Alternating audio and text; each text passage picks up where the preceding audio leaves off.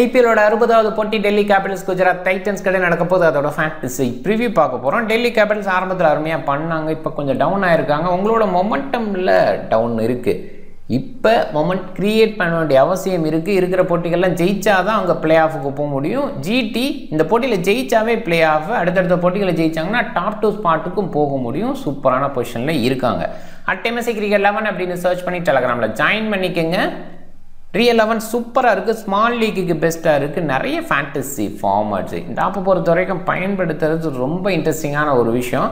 ஏன்னா உங்களுக்கு pitch prediction, player prediction பெட்டராக பண்ண முடியுதுன்னா ஏர்னிங்ஸை இங்கே பெட்டராக பண்ணலாம். ஏன்னா பர்டிகுலராக ஒரு பிளேயர் 50+ அடிப்பார், பர்டிகுலராக ஒரு பிளேயர் 2+ விக்கெட் எடுப்பார். இந்த டீம் உள்ள ஸ்கோர் பண்ணணும்னு ப்ரெடிக்ட் பண்ண முடியுதுன்னா டெஃபினட்டாக நிறைய ஏர்னிங்ஸ் ஏற்படுத்த முடியும். எஸ் ஆர் நோ அப்படின்னு ஆன்சர் பண்ணுறது மூலமாகவே பயன்படுத்திங்க. ரியல் 11 இன்ஸ்டால் பண்ணலைன்னா டிஸ்கிரிப்ஷன் லிங்க் இருக்குது, கிளிக் பண்ணி இன்ஸ்டால் பண்ணி என்னோட ரெஃபரல் கூட பயன்படுத்த மறக்காதீங்க. அருண்ஜேட்லி ஸ்டேடியம் டெல்லியில் தான் அந்த போட்டி, மழைக்கான வாய்ப்பில்லை. மே 18 7:30 PM மேட்ச் ஸ்டார்ட் ஆகுது. பவுண்டரி டைமென்ஷன் சின்னதாக இருக்கும், பிச்சு பெல்டராக ரீசெண்டாக கொடுக்குறாங்க, நிறைய ஸ்கோர் வரும் அப்படிங்கிற எதிர்பார்ப்பில் இந்த பர்டிகுலர் கிரவுண்டுக்கு போகணும். அதனால் சேஸ் ப்ரிஃபர் பண்ணலாம். பட் ரீசெண்டாக பேட் ஃபர்ஸ்ட்டுக்கு தான் நிறைய சக்ஸஸ் கிடச்சிருக்கு. ரன்ஸ் ஆன் த போர்டு வைக்கும்போது இங்கே சக்ஸஸ் அதிகம். அதனால் அந்த ஒரு விஷயம் பண்ணால் ஆச்சரியப்படுறதுக்கு இல்லை. ஓவராலாக 96 போட்டி, அதில் பேட் ஃபர்ஸ்ட்டுக்கு 47 வின்னு, சேசிங்க்கு 47 வின்னு ஈக்குவலாக இருக்குது. பட் ரீசெண்டாக 2021 20 போட்டி, அதில் பேட் ஃபர்ஸ்ட்டுக்கு 12 வின்னு, சேசிங்க்கு 8 வின்னு, இது குறைஞ்சிருக்கு. அதனால் பேட் ஃபர்ஸ்ட் பண்ணால் ஆச்சரியப்படுறதுக்கு இல்லை. 197 பேட் ஃபர்ஸ்ட்டுக்கான ஆவரேஜ் 2021 இது ரொம்பவே சூப்பர் நம்பர். அரௌண்ட் 200 ஒரு T20 ஆவரேஜ்னா அந்த பர்டிகுலர் கிரவுண்ட் பெல்டர். அதே நேரத்தில் பவுண்டரி டைமென்ஷன் சின்னது. பேட் ஃபர்ஸ்ட் பண்ணும்போது 5 விக்கெட் ஆவரேஜ், சேஸ் பண்ணும்போது 6 விக்கெட் ஆவரேஜ். முன்னாடி எப்படியே ரிவர்ஸில் இருந்தது. ஹை ஸ்கோரு SRHால் 266க்கு 7 அப்படின்னு பதிவு பண்ணப்பட்டிருக்கு. அண்ட் கேகேஆர் ரீசனாக 127க்கு 10 அப்படின்னு அடிச்சிருக்காங்க. கடந்த 20 போட்டியில் இது மட்டுமே 150 பிலோ ஸ்கோர் அப்படிங்கிறத மைண்ட் பண்ணிக்கோங்க. 190 எபோவா 11 டைம்ஸ் வந்திருக்கு, 170 எபோவா 16 டைம்ஸ், அண்டு 150 to 170 ரேஞ்சில் 3 டைம்ஸ் மட்டுமே வந்திருக்கு. கண்டிப்பாக ஹை ஸ்கோரிங்கை எதிர்பார்த்து போகணும். ரீசன் நம்பரை பார்த்தீங்கன்னா உங்களுக்கு ஒரு கிளாரிட்டி கிடைக்கும். டிசிக்கு ஹோம் அட்வான்டேஜ்லாம் பெருசாக கிடையாது. 87 போட்டியில் 47 தோற்றுருக்காங்க, 38 தான் ஜெயிச்சிருக்காங்க. அதில் பேட் ஃபர்ஸ்ட் பண்ணும்போது 23 வெற்றி, சேஸ் பண்ணும்போது 15 வெற்றி. பேட் ஃபர்ஸ்டோட ஆவரேஜ் 170, சேஸ் பண்ணும்போது 152. அண்ட் இந்த நம்பர் பாருங்கள், விக்கெட் பேஸில் 6 விக்கெட் ஆவரேஜாக விட்டுருக்காங்க. 214 சக்ஸஸ்ஃபுல்லாக சேஸ் பண்ணியிருக்காங்க. ஜிடி 2 போட்டி விளையாண்டு 2லையுமே சேஸ் தான் பண்ணாங்க. அதில் 1 வின்னு 1 லாஸு இல்லை. ஆவரேஜாக சேஸ் பண்ணும்போது 6 விக்கெட் விட்டுருக்காங்க. சேஸ் பண்ணது சக்ஸஸ்ஃபுல்லாக 163. அண்ட் ரீசன் நம்பர் நடுவில் 2 நம்பர் 200க்கு கீழே இருக்குது, 162 188. மற்ற நம்பர்லாம் பாருங்கள் 200+, அதில் 257 இருக்குது, 266 இருக்குது. ஸோ நிறைய ஸ்கோர் அப்படின்னு பார்க்குறோம். அதில் போன வருஷம் நிறைய 200, அதை மைண்ட் பண்ணிக்கோங்க. சொல்லப்போனால் போன வருஷம் எல்லாமே 200+ அப்படின்னு தான் இருந்திருக்கு. இந்த வருஷம் கொஞ்சம் ஒரு சில ஸ்கோர் டவுனாக இருந்திருக்கு. டிசியோட பேட்டிங் கொஞ்சம் டவுனாக இருந்தது தான் அதுக்கு ரீசன்னு சொல்லணும். ஓவராலாக பெல்டரான ட்ராக் கொடுக்க போகிறாங்க. டெல்லி கேபிட்டல்ஸ் ஃபாஃப் வரமாட்டோம் அப்படிங்கிற ஒரு இன்ஃபர்மேஷன் கொடுத்தாரு. பிசிசி கொஞ்சம் கெடுபடியாக இருந்துட்டாங்க. கண்டிப்பாக வரணும் அப்படிங்கிற அந்த ஒரு ஸ்ட்ராங்கான மெசேஜை எல்லா டீமில் இருக்க பிளேயர்ஸும் கொடுத்தாங்க. அதனால் ஃபாஃப் வந்துட்டார் அப்படிங்கிற ஒரு இன்ஃபர்மேஷன் பாசிபிளாக ப்ராக்டிஸ் பண்ணிகிட்டு இருக்கிறத எக்ஸில் பார்த்தேன். ஸோ அதனால் இருக்கிறதுக்கு வாய்ப்பு இருக்குது. செடிகுலா அட்டலை இன்க்ளூட் பண்ணியிருக்காங்க, முஸ்டபிஸை இன்க்ளூட் பண்ணியிருக்காங்க. செடிகுலா அட்டல் பாசிபிளாக டாப் ஆர்டரில் வரலாம். ஏன்னா கருண் நாயர் அவ்வளோ கிரேட்டாக இல்லை, முதல் போட்டியில் விளையாண்டதுக்கப்புறம் விளையாடவே இல்லை அப்படிங்கிறது தான் டெல்லி கேபிட்டல்ஸ் இருக்கிற விஷயம். அதில் டெல்லி கேபிட்டல்ஸோட டாப் ஆட பெரிய சக்ஸஸ் கொடுக்கல. ஃப்ரேசர் மெக்காக்கு நம்பினாங்க, அந்தளவுக்கு கிரேட் அவுட்புட் கொடுக்கல. ஓப்பனரை மாற்றிக்கிட்டே இருக்கிற ஒரு டீமாக டெல்லி கேபிட்டல்ஸ் இருக்காங்க. ஸோ அதனால் செடிகுலா அட்டல் ஓப்பனராகவும் இருந்திருக்கார், 1 டவுன் ஸ்டேஜில் இருந்திருக்கார். ஒருவேளை கேஎல் ராகுலை மறுபடியும் ஓப்பன் பண்ண வைக்கலாங்கிற ஆங்கிள்னு யோசிக்கலாம். நிறைய பேர் கேஎல் ராகுலை ஓப்பன் பண்ண வச்சா ஓகேங்கிற மாதிரி சொல்கிறாங்க. என்னை பொறுத்த வரைக்கும் நம்பர் 4 ஓகே தான். ஏன்னா அந்த இடத்துல ஒரு ஸ்டடி பண்ணிவிட்டு ஸ்டார்ட் பண்ணுவார். ஓப்பனிங்கில் ஸ்டடி பண்ணி ஸ்டார்ட் பண்ணுற மாதிரி இப்போ இல்லை. இப்போ இம்பாக்ட்ஸ் அப்போலாம் வந்ததுக்கப்புறம் அந்த ஸ்டெடி ஸ்டார்ட் அப்படிங்கிறதெல்லாம் தேவையில்லை. குயிக்காக அடிக்கணும், பாப்புலர் யூட்டிலைஸ் பண்ணணும் அப்படிங்கிற ஒரு விஷயம் தான். அதில் கேஎல் ராகுல் நம்பர் 4 வந்தாவே ஓகே தான். பட் இந்த இடத்துல இன்னொரு பாயிண்ட் யோசிக்கணும். கேஎல் ராகுல் இப்போ பால் 1லேருந்து அடிக்க ஆரம்பிச்சிடுறாரு. இந்த அப்ரோச்சில் ஓப்பன் பண்ணால் ஓகேங்கிற ஃபீலை தான் இப்போ கொடுக்குறாரு. எனிவே பார்க்கணும். இல்லை டானோவன் ஃபெரைராவும் பார்த்தீங்கன்னா வரமாட்டோங்கிற இன்ஃபர்மேஷன் கொடுத்தாரு. பட் அவருமே அரைவாக வேண்டிய சுச்சுவேஷனில் தான் இருக்கார். பார்ப்போம் வருவாரான்ட்டு. ஸ்டார்க் அவைலபிளாக இல்லை, வரமாட்டார். ஸோ முஸ்டபிஸ் வந்திருக்காரு. முஸ்டபிஸ் வந்து ஜாக் ஃப்ரேசர் மெக்கர்க்கோட ரீப்ளேஸ்மெண்ட்டாக வந்திருக்காரு. ஸோ ஒரு பேட்ஸ்மேனுக்கு பவுலர் அப்படிங்கிற மாதிரி ரீப்ளேஸ்மெண்ட்டு இங்கே பாசிபிளாக முஸ்டபிஸ் வந்து வருவாரான்னு கேட்டால், இன்றைக்கி பங்களாதேஷ் விளையாடுற போட்டியில் அது இந்த மேட்ச்சுக்கு முதல் நாள் பங்களாதேஷ் விளையாடுற போட்டியில் விளையாண்டுட்டுருக்காரு. ஸோ அதுக்கப்புறம் ஃப்ளைட் பிடிச்சி வந்து டேரெக்டாக 11ல் வரதுக்கும் வாய்ப்பு இருக்குது, இல்லைன்னு சொல்ல முடியாது. ஆனால் 18க்கு அப்புறம் அவைலபிள் அப்படிங்கிற இந்த இன்ஃபர்மேஷன் தான் கொடுத்துருக்காங்க. ஒருக்கெல்லாம் ப்ராக்டிஸ் தேவையில்லை, நல்ல பவுலர், நிறையவும் ப்ராக்டிஸ் பண்ண மாட்டார், அது ஒரு விஷயம் இருக்குது. அதனால் முஸ்டபிஸை பொறுத்த வரைக்கும் இருக்கிறதுக்கான வாய்ப்பும் இருக்குது. ஒருவேளை அவர் உள்ளே வர மாதிரி இருந்தால் முகேஷ் வெளியில் போவார், அப்போ 4 ஓவர்சீஸ் கால்குலேஷன் ஓகேவாக இருக்கும், பார்த்துக்கலாம்.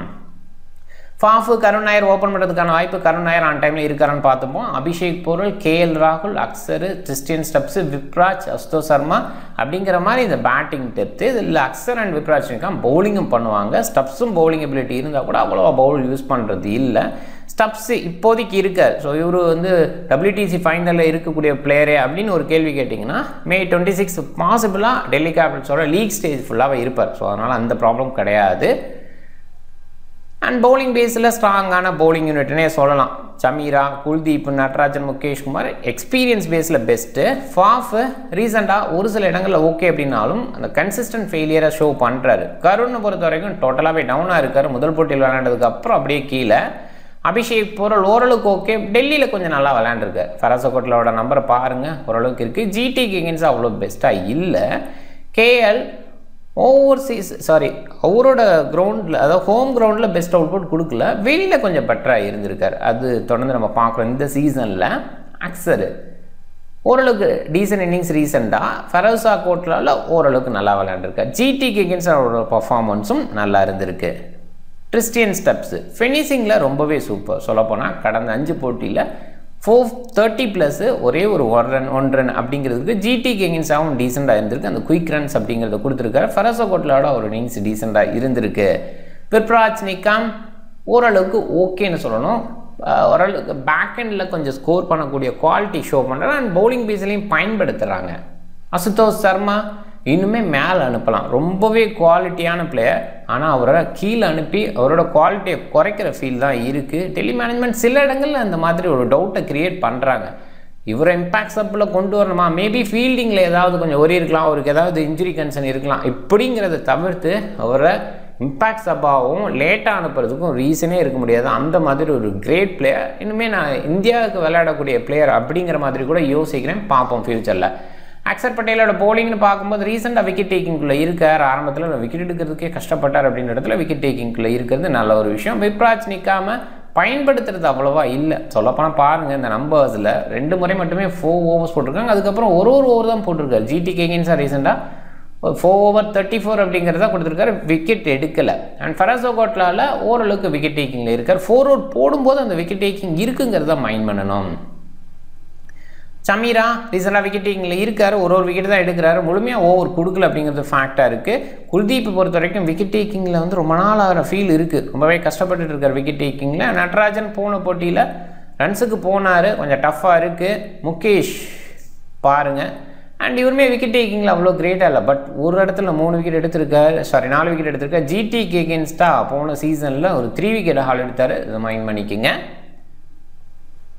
குஜராத் டைட்டன்ஸு ஜோஸ் பட்லர் இருக்காரா அப்படிங்கிற ஒரு கேள்வி நிறைய இடத்துல இந்த கேள்வி வருது. ஜோஸ் பட்லர் போயிட்டு வந்துட்டாரா அப்படிங்கிறதும். ஜோஸ் பட்லரை பொறுத்த வரைக்கும் இருப்பார், May 26 வரைக்கும் இருப்பார். அதுக்கப்புறம் குசல் மெண்டிஸை இங்கே கொண்டு வந்திருக்காங்க. அவர் வந்து நம்பர் 3 விளையாடுவார். ஜோஸ் பட்லரை ரீப்ளேஸ் பண்ணுவார். பாசிபிளாக அவர் ஜாயின் பண்ணிடுவார், சீக்கிரமாக அங்கே ப்ராக்டிஸ் பண்ணிகிட்டு இருப்பார் அப்படிங்கிற அந்த இடம் இருக்குது. அண்ட் இன்னொரு பக்கம் நம்ம டெல்லியில் ஒரு விஷயத்த சொல்ல மிஸ் பண்ணுறோம். இங்கே நிறைய ப்ராக்டிஸ் இருக்குது. ஒரு வேளை இந்த ஓவர்சீஸ் பிளேயர்லாம் வரலைங்கிறனால அந்த ப்ராக்டிஸ் பண்ணாங்கன்னு தெரில.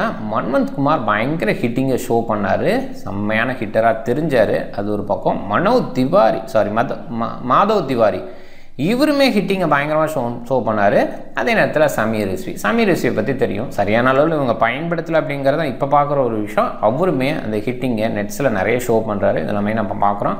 ஸோ இவங்களுக்கு ஏதாவது வாய்ப்பு கொடுப்பாங்களான்னு பார்க்குறோம். பாசிபிளாக இந்த போட்டியில் தோத்தாங்கன்னா அடுத்தடுத்து வாய்ப்பு நிறைய கிடைக்கலான்னு தான் தோணுது. அண்ட் இங்கே வந்துடுவோம். ஜோஸ் பட்லருக்கு பதிலாக குசல் மெண்டிஸ் வர்றதுக்கு வாய்ப்புன்னு இல்லை, வரப்போகிறாரு. ஸோ அதை பார்க்கணும்.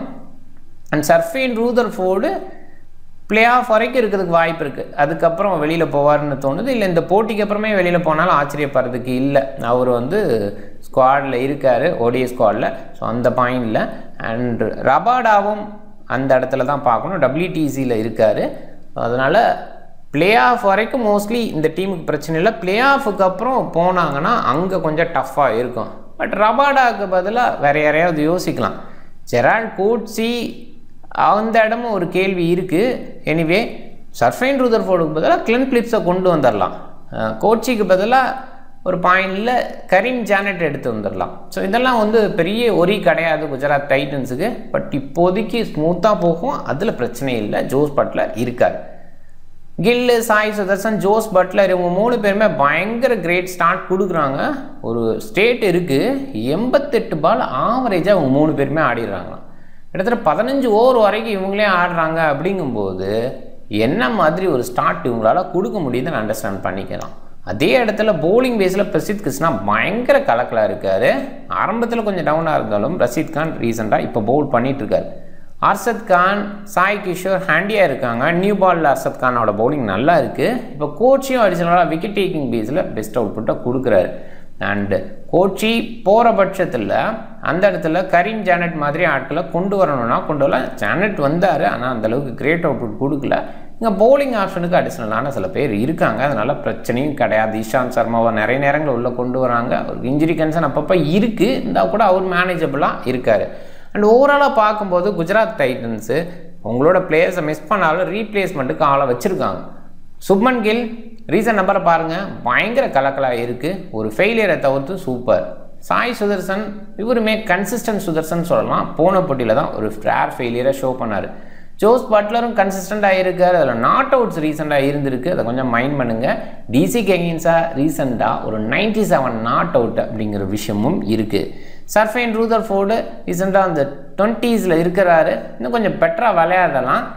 ஷாருக் கான் வாய்ப்பு நிறைய கிடைக்கல, பட் ரீசன்ட் 5 இன்னிங்ஸில் 4 நாட் அவுட்ஸ் அப்படின்ற இடமும் இருக்குது. ராகுல் டெவாட்டியா ரொம்பவே லேட்டு, சொல்லப்போனால் இந்த இம்பாக்ட் சப்பு இவரை சரியில்லாமல் ஆக்கிருச்சுன்னு சொல்லலாம். நான் பவுலிங் பேஸ்லையும் பயன்படுத்துறதில்ல, ஒரு பேட்டர் எக்ஸ்ட்ரா இன்க்ளூட் பண்ணுறதுனால இவரோட பேட்டிங் ஆர்டரும் கீழே வருது. ரஷீத் கான் அவ்வளோ கிரேட் பேட்டிங் டிஸ்பிளே கொடுக்கல, பட் கண்டிப்பாக அந்த குவாலிட்டி இருக்குது, குயிக் ஹிட்டிங் கொடுக்க முடியும். ஜெரால்ட் கோட்ஸியும் பேட்டிங்கில் டீசெண்டாக பண்ண முடியும், பட் ரீசெண்டாக அவ்வளோ இல்லை. ரஷீத் கானோட பவுலிங் பாருங்கள், ரீசெண்டாக ஓரளவுக்கு ஓகே, ஆனால் பெஸ்ட்டுன்னு சொல்ல முடியல. கோச்சியோட பவுலிங் கண்டிப்பாக விக்கெட் டேக்கிங்கில் டீசெண்டாக இருக்கார், ஆனால் ரொம்ப பெஸ்ட்டுன்னு பார்க்க முடியல. அர்ஷத் கானோட பவுலிங் விக்கெட் டேக்கிங்கில் ஓகே, பட் நிறைய ஓவர் கொடுப்பாங்கன்னு கான்ஃபிடண்ட்டாக சொல்ல முடியாது. சாய் கிஷோர் போன போட்டியில் பயன்படுத்தினாங்க, பட் ரீசெண்டாக முழுமையாக பயன்படுத்தலை அப்படிங்கிற அந்த ஃபேக்ட் இருக்குது. குறிப்பாக அகேன்ஸ்ட் டிசி ஒரு ஓவர் தான் கடந்த 2 போட்டியில் வீசியிருக்காரு. Mohammed Siraj wicket taking okay, but still முன்னளவுக்கு இல்லை, கொஞ்சம் குறைஞ்சிருக்கு அப்படின்னு சொல்லலாம். பிரசித் கிருஷ்ணா வேறு லெவல் பவுலிங், கண்டிப்பாக கன்சிஸ்டண்ட்டாக இருக்கார். குறிப்பாக டெல்லிக்கு எகென்ஸ்டாக இந்த சீசனில் ஒரு 4 விக்கெட் எடுத்தார். அதுக்கு முன்னாடி ஒரு மெய்டன், அதுக்கு முன்னாடி ஒரு மெய்டன் ப்ளஸ் 3 விக்கெட் அப்படிங்கிறதும் இருக்குது.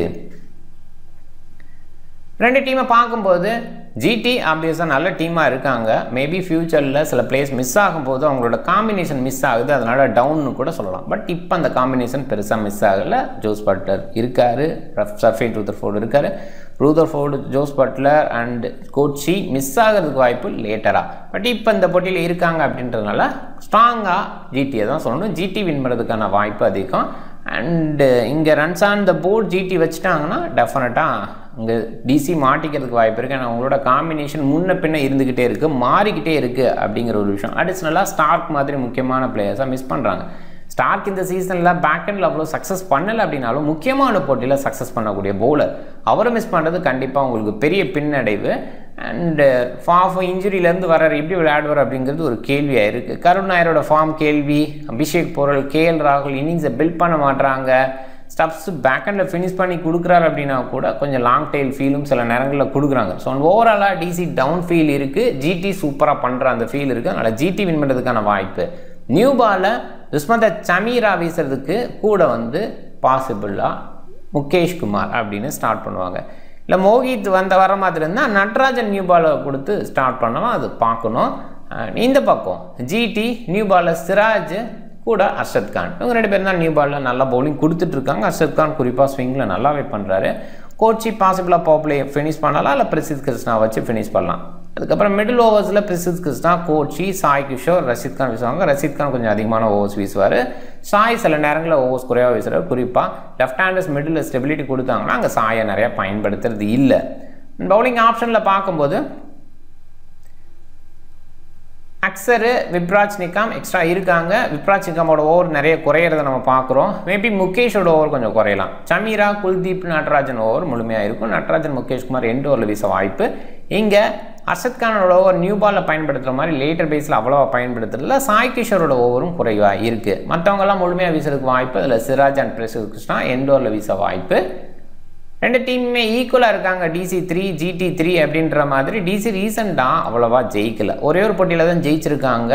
அண்ட் போன போட்டி நோ ரிசல்ட்டு. GT ரீசெண்டாக ஜெயிச்சிட்டு இருக்காங்க. ஒரே ஒரு போட்டியில் தான் தோற்றுருக்காங்க. ஸோ கண்டிப்பாக பயங்கர கான்ஃபிடென்ட்டோடு இருப்பாங்க.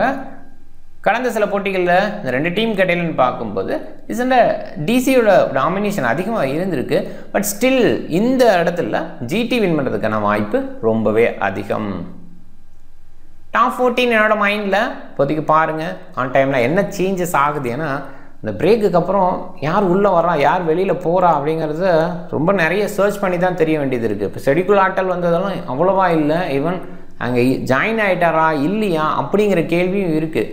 ஸோ அதே நேரத்தில் ஃபாஃப் வரமாட்டேன்னு இன்ஃபார்ம் பண்ணியிருந்தார். டானன் ஃபெரைரா வரமாட்டேன்னு இன்ஃபார்ம் பண்ணியிருந்தார். ஸோ அவங்கள ஃபோர்ஸ் பண்ணி வர வச்சுருக்காங்க அப்படிங்கிறது நம்ப தகுந்த இடத்துலேருந்து ஓகே. பட் ஸ்டில் அவங்க எக்ஸ்பேஜில் போடுற வரைக்குமே அந்த விஷயம் கிளாரிட்டி இல்லாமல் இருந்தது. ஸோ இதெல்லாமே நம்ம பார்க்கும்போது ஆன் டைமில் எப்படி 11 இருக்குன்னு கெஸ் பண்ணுறது அவ்வளோ ஈஸி இல்லை. பட் மோஸ்ட் ப்ராபப்ளி நிறைய இன்ஃபர்மேஷன்ஸ் எடுத்து தான் இந்த 11 சொல்லியிருக்கேன். அதனால் இந்த 14 இப்போதைக்கு ஆன் டைமில் பார்த்துப்போம் மிச்ச அளவுக்கு. கருண் நாயர் குறைவான பிக்கு, கண்டிப்பாக கன்சிஸ்டன்ட் ஃபெயிலியர் கொடுக்குறாரு. மேபி ஒரு பிரேக் கொஞ்சம் பெட்டர் அவுட்புட்டை கொடுக்க வைக்கலாம்.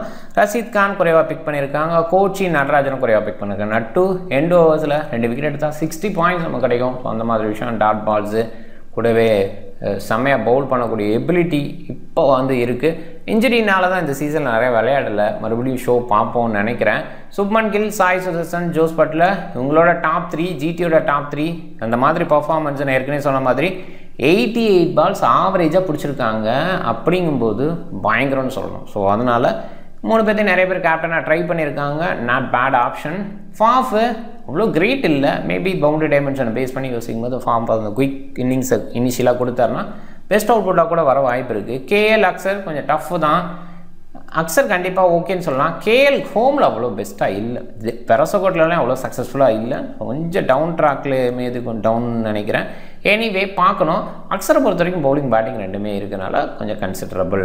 விக்கெட் கீப்பர் KL ராகுல் ஓரளவுக்கு கொஞ்சம் எடுத்துகிட்டு வரலாம். பட் க்ளவருக்கு KL ராகுல் மோஸ்ட்லி இருப்பார். சில நேரங்களில் அபிஷேக் போரலுக்கு போகிறதையும் பார்க்குறோம். ஜோஸ் பட்லர் நல்ல சாய்ஸு. அபிஷேக் போரல் ஒரு சில டீம்ஸில் ட்ரை பண்ணுங்கள். குறிப்பாக டெல்லியில் நல்லா விளையாடனா நான் எடுத்துக்கணும் அப்படிங்கிற மாதிரி தான் நான் நினைக்கிறேன். Sai super choice. Gill Stubbs back handle finish பண்ணி கொடுக்குற ஃபஸ்ட் பேட் பண்ணுற மாதிரி இருந்தால் ஸ்டப்ஸ் டீசன்ட் சாய்ஸு, கண்டிப்பாக பிக் பண்ண வேண்டிய சாய்ஸு. ஃபாஃப் ஓப்பன் பண்ணுறதுனால மிஸ் பண்ணுறது கொஞ்சம் ஹார்ஸு. அண்ட் இதில் சர்ஃபைன் யூசர் பவுண்டரி டைமென்ஷன் சின்னதாக இருக்கிற இடத்துலலாம் செம்ம சக்ஸஸ் பண்ணியிருக்காரு. ஸோ அந்த மாதிரி பாயிண்டில் அண்ட் ஸ்கொயரில் ரொம்பவே கிளியர் பண்ண முடியும். அந்த எபிலிட்டி பேஸில் அவரை பிக் பண்ணது ஓகே. கண்டிப்பாக அந்த மேட்ச்சில் இருக்கிற பட்சத்தில் பிக் பண்ணிக்கலாம். இல்லை பிளிப்ஸை இப்போ கொண்டு வந்து இப்போ இருந்தே ஆரம்பிக்கலாம் அப்படின்னு யோசிச்சா ஆச்சரியப்படுறதுக்கு இல்லை. அப்போ பிளிப்ஸ் எடுத்துக்குங்க. ஆல்ரவுண்டரில் அக்சரு, விப்ராஜ் நிகாம் ஒரு சில டீம்ஸில் எடுங்க. வாசி இருக்கிறதுக்கான வாய்ப்பு கொஞ்சம் குறைவாகவே பார்க்குறேன். பவுலிங்கில் பிரசித், ஸ்டார்க் இல்லை, சிராஜ், குல்தீப் ரொம்ப டவுனாக இருக்கிற. மேபி பேக் ஹேண்டில் இப்போ கொஞ்சம் பெட்டராக வரலாம். ரீசெண்டாக விக்கெட் டேக்கிங்கில் பெஸ்ட்டாக இல்லை. Rashid Khan decent choice. நட்டுவை எடுத்துக்கலாம் அப்படின்னு நினைக்கிறேன். கோச்சி கூட டீசன்ட் சாய்ஸு பிக் பண்ணிக்கோங்க. கேப்டன் சாய் சுதர்சன் கொஞ்சம் ஸ்லோ ட்ராக்காக இருக்கும். பவுண்டரி டைமென்ஷன் சின்னது அப்படின்னால தான் நிறைய ஸ்கோர் வருது. இந்த ஸ்லோ ட்ராக் பேஸில் ஓப்பனர்ஸ் பெட்டராக பண்ணலாம் அப்படிங்கிறதுல சாய் வந்து நல்லா அவுட்புட். ஒரு லெஃப்ட் ஹேண்டர் ஸ்லோ ட்ராக் இந்த மாதிரி ஆங்கிள் யோசிச்சு சாய் சூப்பர் சாய்ஸாக பார்க்குறேன். அண்ட் கொஞ்சம் பிளாக் சாயில் இருக்கும் அப்படின்ற போது சுப்மன் கில் ரொம்ப பெஸ்ட்டாக இருப்பார். ஸோ அதனால் சாயோ இல்லை சுப்மனியோ கேப்டன் அப்படின்னு ட்ரை பண்ணலாம். இந்த மாதிரி பவுண்டரிமெண்ட்ஸ் சின்னது அப்படிங்கும்போது ஜோஸ் பட்லரை பிடிக்க முடியாது. ஸோ அந்த மாதிரி இடத்துலையும் கொஞ்சம் யோசிக்கலாம். பட் லோ பவுன்ஸ் இருக்கிற இடத்துல ஜோஸ் பட்லர் கொஞ்சம் டவுனும் ஆகலாம். நிறைய ஸ்பின் அட்டாக் அப்படிங்கிற அந்த ஆங்கிளில் கூகுளி போடக்கூடிய அந்த ஆங்கிளில் ஜோஸ் பட்லர் கொஞ்சம் டவுன் ஆகலாம். அப்படி கொஞ்சம் யோசிச்சிங்கன்னா கொஞ்சம் யோசிங்க. பட் கண்டிப்பாக சாய் அண்ட் சுப்மன் கில் 2 பேர்த்த கேப்டனாக ட்ரை பண்ணலாம். 2 ஓப்பனர்ஸை ட்ரை பண்ணுறது சில நேரங்களில் பேக் ஃபயர் ஆகலாம், தப்பாகவும் போகலாம். பட் இந்த டீம் பொறுத்த வரைக்கும் இந்த ஓப்பனர்ஸு ஒன் டவுன் பேட்ஸ்மேன்ஸு தொடர்ந்து பார்ட்னர்ஷிப்பை பில்ட் பண்ணுறதை பார்க்குறோம். அதனால இவங்க 2 பேர்த்தையும் கேப்டனாக வைஸ் கேப்டனாக ட்ரை பண்ணுறது தப்பு இல்லைன்னு யோசிக்கிறேன். சேவ் பண்ணிக்கலாம். டீம் பாருங்கள். இப்போதைக்கு இந்த டீமை கொஞ்சம் பேட்ஸ்மேன் பேஸ்லேயே போகிறது பெட்டர். டெல்லியில் ஸ்கோர் வரதை பார்க்குறோம். கடந்த 10 போட்டியில் 8 போட்டியில் 200+, 2 போட்டியில் 160, 190 இந்த ரேஞ்சில் ஸ்கோர் வந்திருக்கு. ஸோ அதனால் கண்டிப்பாக ஹை ஸ்கோரிங் கேம் எதிர்பார்த்து தான் டீமை செட் பண்ணணும். அப்படி தான் இந்த டீம் இருக்குது. இன்னுமே பேட்டரை இன்க்ளூட் பண்ணணும்னு நினச்சிங்கன்னா சில பவுலர்ஸை மிஸ் பண்ணிவிட்டு ட்ரை பண்ணுங்கள். நட்ராஜன், பிரசித் கிருஷ்ணா நல்லா பண்ணுவாங்க அப்படிங்கிற நம்பிக்கை. ரஷீத் கானை மிஸ் பண்ணிட்டு வேணால் மேலே ஒரு பேட்டரை இன்க்ளூட் பண்ணுங்கள். ஸ்டப்ஸ் எல்லாம் டீசன்ட் சாய்ஸு. லேட்டாக வந்தால் கூட அந்த 10 balls 30 இந்த மாதிரி ரேஞ்சில் அடிக்க முடியும். 30 runs அடித்தாவே இன்றைக்கி 60 points கிடச்சிரும். அதில் ஸ்ட்ரைக் ரேட் பேஸில் கொஞ்சம். ஸோ இதெல்லாம் யோசிக்கும் போது அப்படி கொஞ்சம் யோசிக்கிறேன்னா யோசிங்க. நீங்கள் டிஃப்ரெண்ட் டீமை ட்ரை பண்ணுங்கள். இந்த வீடியோ பிடிச்சிருந்தா லைக் பண்ணுங்கள், உங்கள் ஃப்ரெண்ட்ஸுங்களுக்கு ஷேர் பண்ணுங்கள். சேனலை சப்ஸ்கிரைப் பண்ண மறக்காதீங்க. மிக்க நன்றி.